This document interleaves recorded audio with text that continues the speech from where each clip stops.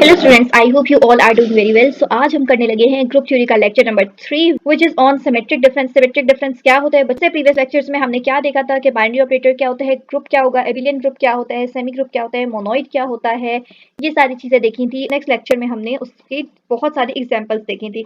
सो आज के लेक्चर में हम सिमेट्रिक डिफरेंस देखने लगे हैं कि सिमेट्रिक डिफरेंस हमारे पास होता क्या है, हम किस तरीके से उसे ग्रुप प्रूफ करवाते हैं। ठीक है, सो सिमेट्रिक डिफरेंस का मतलब होता है हमारे पास एक फॉर्मूला गिवन होगा A del B which is equal to A union B minus A intersection B, या फिर ए माइनस बी का आपने यूनियन ले लेना है बी माइनस ए के साथ। तो ये बेसिकली हमारे पास सिमेट्रिक डिफरेंस के दो डिफरेंट फॉर्मूले होते हैं। इसमें से जो भी आपको इजी लगे आप उसे पिक कर सकते हैं, दोनों से आंसर जो है वो सेम ही आएगा।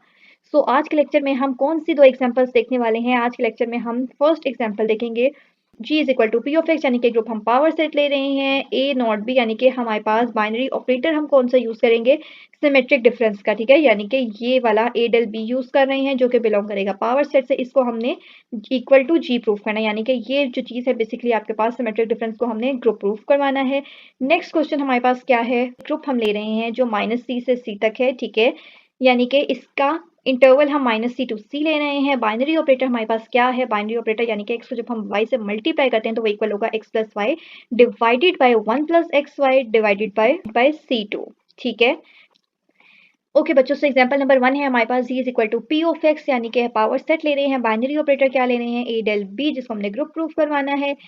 यहाँ पे हमारे पास क्या लिखा हुआ है? क्वेश्चन क्या है? हमने ये शो करना है कि G with respect to this binary operator is a group. ठीक है, सो बेसिकली आपने करना क्या है? सिंपल ए डेल बी का जो हमारे पास फॉर्मूला आ जाता है, कौन सा फॉर्मूला है? ये इजी फॉर्मूला है, तो ये वाला हम फॉर्मूला ले लेते हैं, यानी कि A union B minus A intersection B हम ले रहे हैं। इसको हमने उन चार प्रॉपर्टीज पे सेटिस्फाई करवाना है। अगर तो चारों प्रॉपर्टी सेटिस्फाई हो जाएंगी तो हम इसे कहेंगे कि ये सिमेट्रिक डिफरेंस जो है तो हमारे पास ग्रुप बनता है। ठीक है, सो सबसे पहली प्रॉपर्टी होती है क्लोजर लॉ। क्लोजर लॉ के लिए बच्चों जब भी हम सिमेट्रिक डिफरेंस की यानी कि यूनियन और इंटरसेक्शन की बात करते हैं तो आप इसके लिए कोई एलिमेंट्स भी ले सकते हैं, बट उस तरीके से क्वेश्चन जो है वो बहुत ज़्यादा लेंथी हो जाएगा। सो इसको हम जो है with the help of Venn diagram ही देखेंगे, उससे ये क्वेश्चन जल्दी भी हो जाएंगे और बहुत ईजी वे में सॉल्व और आपको समझ आ जाएंगे। ठीक है, सो क्लोजर लॉ का क्या मतलब होता है? ए डेल बी हमने करना है। सबसे पहले हमने क्या करना होता है?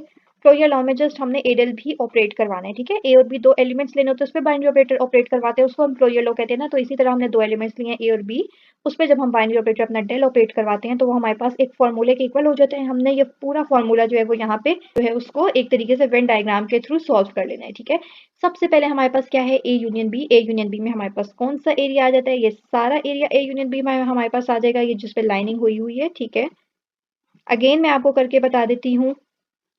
नेक्स्ट हमने क्या करना है? ए इंटरसेक्शन बी ले लेना है। ए इंटरसेक्शन बी में हमारे पास कौन सा रीजन आ जाएगा? ए इंटरसेक्शन बी का मतलब होता है ये बीच वाला जो भी हमारे पास रीजन होता है ये हमारे पास ए इंटरसेक्शन बी में आ जाता है। ठीक हो गया, अब हमने क्या करना है? अब हमने ए यूनियन बी में से ए इंटरसेक्शन बी को माइनस कर देना है, यानी कि निकाल देना है। ठीक है, तो इसके लिए मैं अगेन कलर चेंज कर लेती हूँ ताकि आपको बहुत अच्छे से ये चीज नजर आ जाए और समझ आ जाए।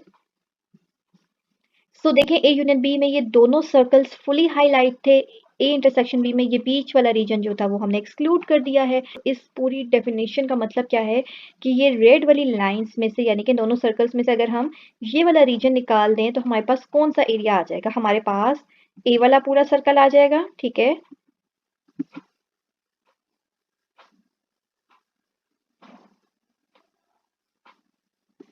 ठीक है, सो इस तरीके से हमारे पास जो है वो कुछ डायग्राम बन जाएगी। ठीक है, कौन सा रीजन हमारे पास नहीं आएगा? ए यूनियन बी में से हमने इंटरसेक्शन बी निकाल दिया तो हमारे पास फुली दोनों सर्कल आ जाएंगे सिवाय इस ग्रीन वाले रीजन के। ठीक हो गया, यानी कि जो ये वाला रीजन मैंने हाईलाइट भी कर दिया है, पर्पल से आपको शो हो रहा होगा, जिसके बीच में ये ग्रीन कलर है, ये वाला रीजन हमारे पास सिर्फ एक्सक्लूड हो जाएगा, बाकी सारा रीजन हमारे पास आ जाएगा। सो इस तरीके से क्लोजर लॉ हमारे पास सेटिस्फाई कर जाता है। सेकंड हमारे पास क्या कंडीशन होती है? सेकंड हमारे पास एसोसिएटिव लॉ होता है, यानी कि ए बी सी हमने तीन एलिमेंट्स जी से लिए हैं।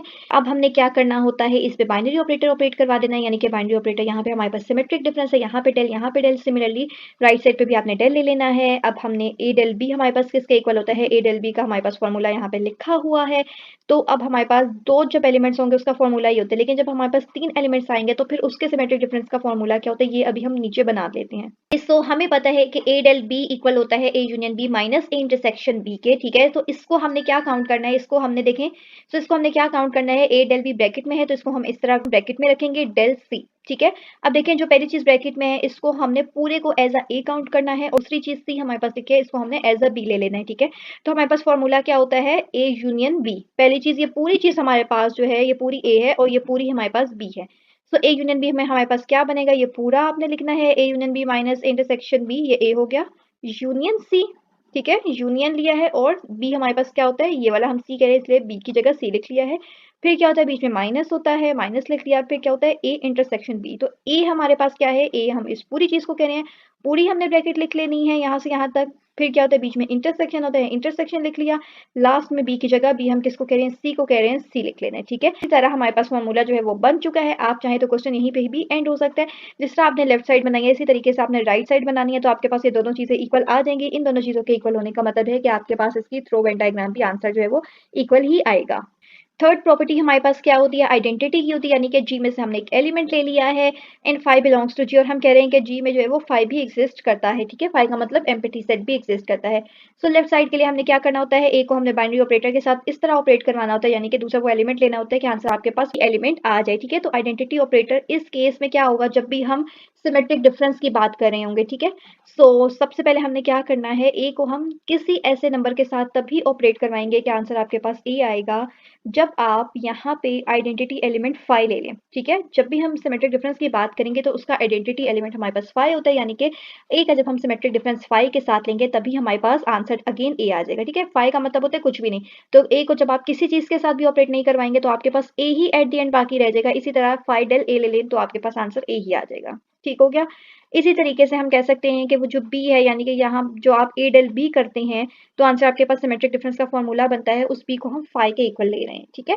करना क्या, हमने ए डेल बी की जगह 5 ले लेने हैं, पूरा फॉर्मूला लिखना है, जहां जहां बी था वहां वहां हमने जस्ट 5 पुट कर लेना है। अब ये जो यहाँ पे शॉर्ट टर्म में ए लिखा था ना, ये आया कैसे है, ये हमने उसी फॉर्मूले में पुट करके देख रहे हैं कि ए कैसे आ रहा है, ठीक है। ए का यूनियन 5 के साथ लेना है, 5 कुछ भी नहीं है, तो ए को जब आप किसी चीज के साथ भी यूनियन नहीं लेंगे तो आंसर ए ही आ जाएगा। और ए इंटरसेक्शन 5, यानी कि ए और 5 में कोई चीज कॉमन है, कुछ भी कॉमन नहीं है। ए तो हमारे पास पूरा सेट है और 5 कुछ भी नहीं है, ठीक है। जब आपके पास ऐसा केस होता है कि एक पूरा सेट है और एक 5 है, तो जब आप उन दो चीजों का इंटरसेक्शन लेते हैं तो आंसर आपके पास हमेशा 5 ही आता है, ठीक हो गया। ए में से आपने 5 को माइनस कर देना है, ए में से जब हम 5 को निकाल देंगे तो आंसर हमारे पास ए ही आ जाएगा। सिमिलरली राइट हैंड साइड कर लेनी है तो इसमें भी आंसर हमारे पास ए ही आ जाएगा।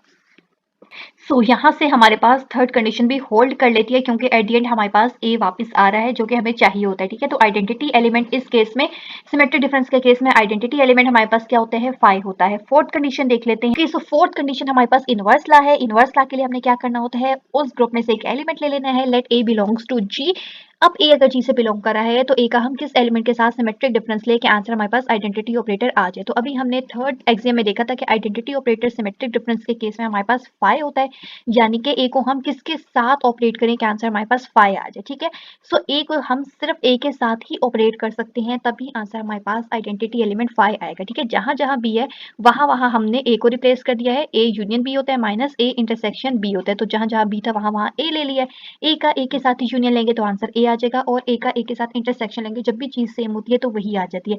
सो ए में से ए को जब हम माइनस करते हैं तो आंसर हमारे पास 5 आ जाएगा। सिमिलरली जिस तरीके से मैंने यहाँ पे लेफ्ट हैंड साइड किया है उसी तरीके से आपने राइट हैंड साइड को सॉल्व करना है। अब यहाँ पे पहली चीज की जगह आपने क्या लेना है, ए ही लेंगे, ए को ए के साथ ऑपरेट करेंगे तो यहाँ से हमारे पास आंसर 5 आ जाएगा, ठीक है।